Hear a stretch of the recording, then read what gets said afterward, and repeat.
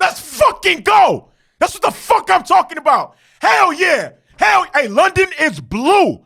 London is blue, all right? Chelsea fans, like, comment, and subscribe, and let's get into it, all right?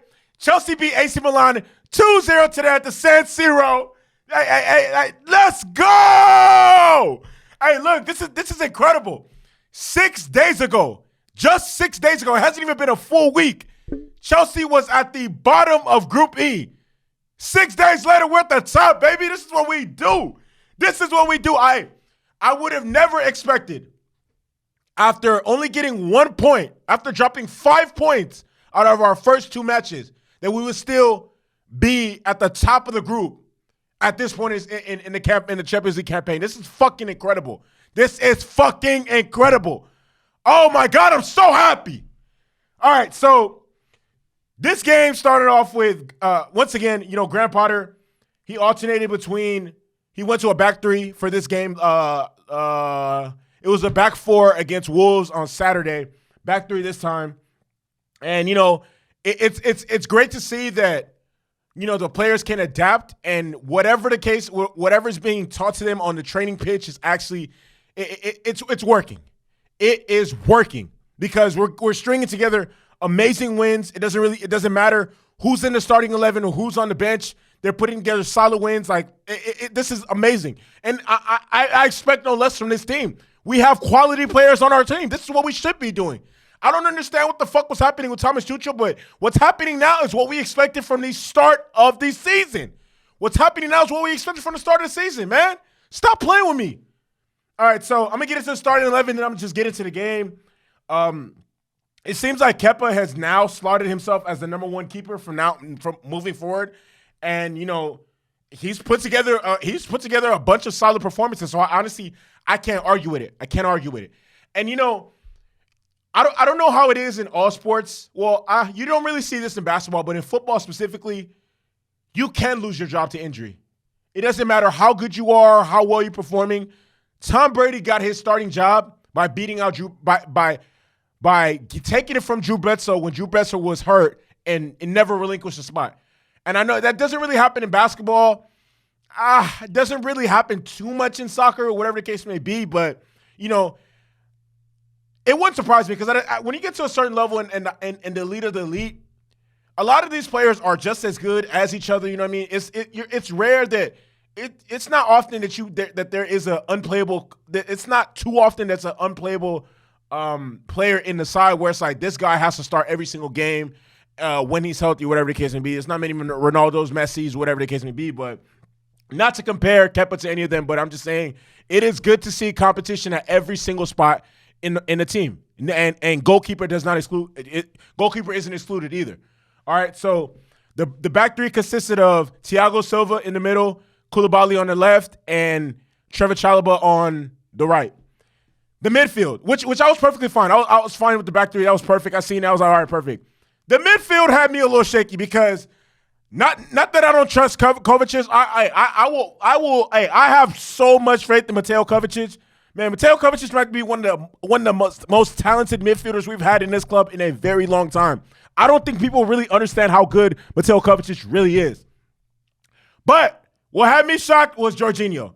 And if you know me, I'm not in love with Jorginho. I feel like Jorginho should play in spurts. It's like if Jorginho's starting, I'm telling you, I'm gonna have a heart attack because, man, my mom can dribble past Jorginho. The wingbacks, okay, Reece James, Chilwell, duh. But, I will say this. I'm actually genuinely shocked that Ben Chilwell has played as much as he has, considering that Graham Potter used to coach Marc Cucurella at Brighton. So I kind of thought, maybe Chilwell's gaming or whatever the case may be, but I don't know what Chilwell is doing on a training pitch or the practice ground or wherever the case may be, doing that Cobham or a training facility, but keep it up. Because Chilwell looks incredible, but it's just it just attests to the fact that he was able to gain the manager's trust in a short amount of time over a player that he's already worked with, and maybe it was only 1 year, but it's still a year that Cucurella has over Chilwell. My bad. And then the front 3 consisted of Sterling, Aubameyang, and Mason Mount. And, when the game first started, I'm not going to lie, Milan jumped right on Chelsea. And I was just watching the game like, damn, it took some time before Chelsea was able to actually start, getting into the feel of the game and creating chances and stringing together pass after pass. Because I'm telling you, when I first started watching the game, I'm like, oh, my God. I don't know. I was starting to get stressed because I'm like, you know what? AC Milan is coming out. They're going to try and punch us in the mouth. They're going to try and prove a statement, make it known. You know what I mean? Last week's game is not going to be this week's game. But fortunately for them, Chelsea settled into the game because this is what we do. This is a big boy fucking club. This is a big boy club, bro. Stop playing. AC Milan can't fuck with us. Are you kidding me? Anyways, 18th minute, Mason Mount gets in front of Fikayo Tomori. Tomori fouls.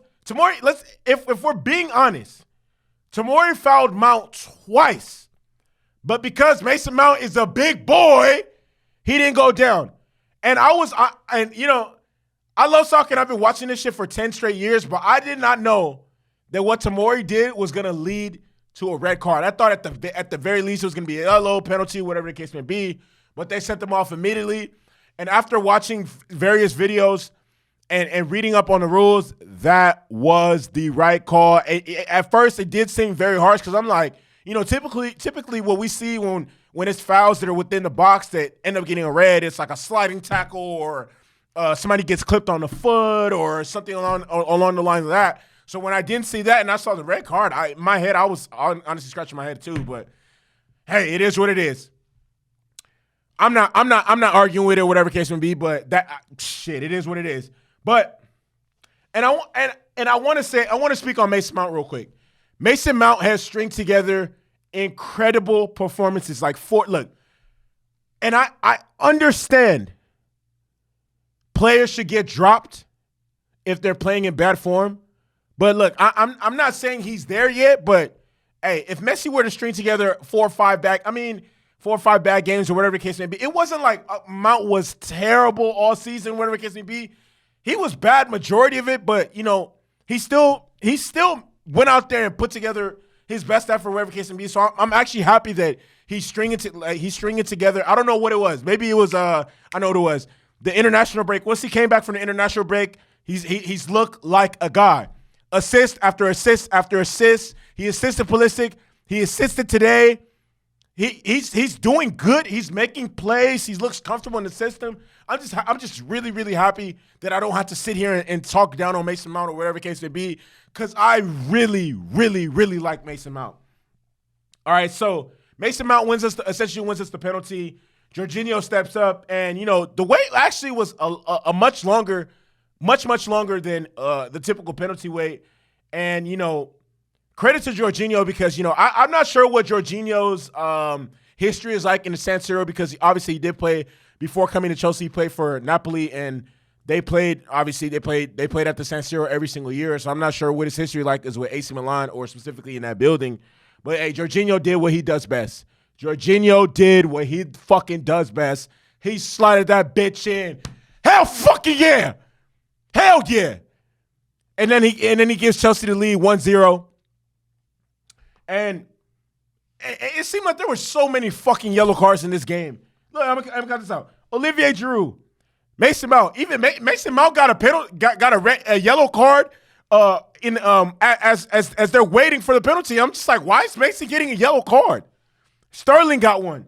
Gabia, Krunic, Tommaso, Conor Gallagher, Tonali. I'm just like, bro, they're just handing out yellow cards. Like, why so many? You just see at the beginning of the game, I was like, this is poor ass officiating. But Mason Mount also assisted on Aubameyang's goal.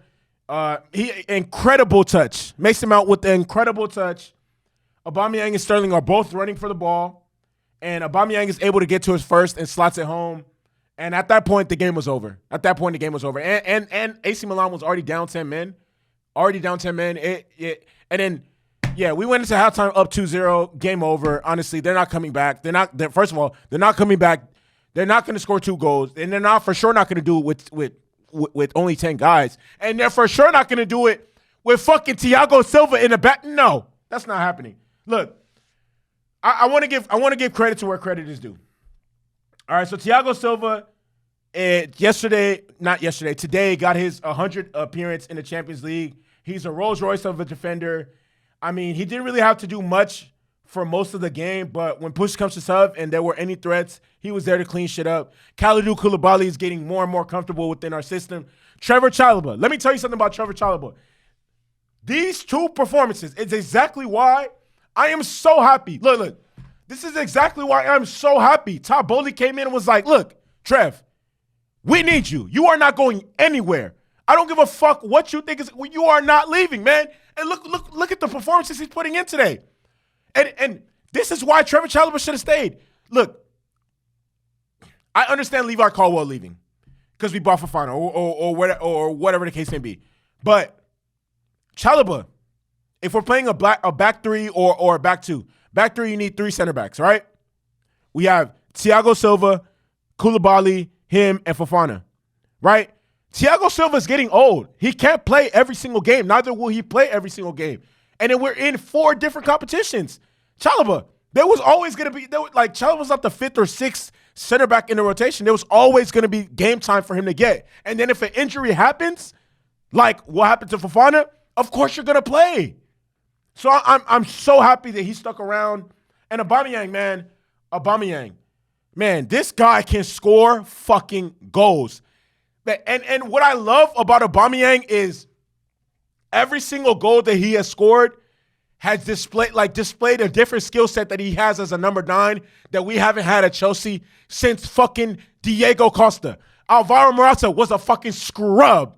Tammy Abraham was very good, but no one, besides Diego Costa and Didier Drogba are the best 2 strikers that have ever played up front for Chelsea. Ever. And, you know, Tammy was very good, and I wish Tammy was still at the club. But since Tammy, Lukaku, I don't know. I don't know. So seeing Aubameyang do what he's doing and displaying, like I said, every single goal that he scored for Chelsea, and he scored in 3 of his last 3 starts. Every single goal he scored for Chelsea were strikers' goals. Strikers finishes that Morata would have missed. Lukaku, I don't even know what the fuck. I don't even know what to call. I don't even know. I don't even know what to say about Lukaku. So we're just gonna pass that up. And other strikers are just like, this is what we need. Our team is gelling. Hey man, this is beautiful to see. If someone would have told me at the start of this Champions League campaign, we were going to lose to Zagreb, and then we were going to tie with Salzburg, and somehow, some way, we would go 5-0 on aggregate against AC Milan, I would have said you're fucking crazy. There's no way. We are going to smash Zagreb. We are going to smash Salzburg, and we're going to be on top of the group, man. Top of the group. Hey, Graham Potter, you are incredible. You are incredible. You're a great coach. You know exactly what the fuck you're doing. This is amazing to see. The only negative from tonight, which was a night of a lot of positives, was Reece James' injury. But based on what I've seen, Reece will be fine. Reece should be fine. He walked off in his own strength, so I don't think that it wasn't like he had to be carted off or whatever the case may be. We didn't see Reece limping around on crutches after the game, whatever the case may be. So, honestly, very, very great game. I love to see my team win. I love this fucking club so fucking much. I've been a Chelsea fan for over 10 years now. This club makes or breaks my Saturdays, Sundays, Tuesdays, Wednesdays, or whatever the case may be. Chelsea win. I'm gonna have a great day. I'm feeling great. I would have got you guys this video sooner, but I just got off work, whatever the case may be. So Sunday's game against Aston Villa, I'll get out the match reaction as soon as possible. It won't take hours like this is, or whatever the case may be. But with that being said, hey, Chelsea fans, like, comment, and subscribe. Feel me? Let me know your thoughts, whatever the case may be. I'm so fucking excited to be finally doing this. With that being said, you already know the fucking deal. Hey, London is blue. And Todd we trust, and Graham Potter we trust.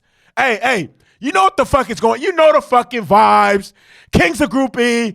Hey, we turned the San Siro into our fucking, the San Siro is owned by Chelsea.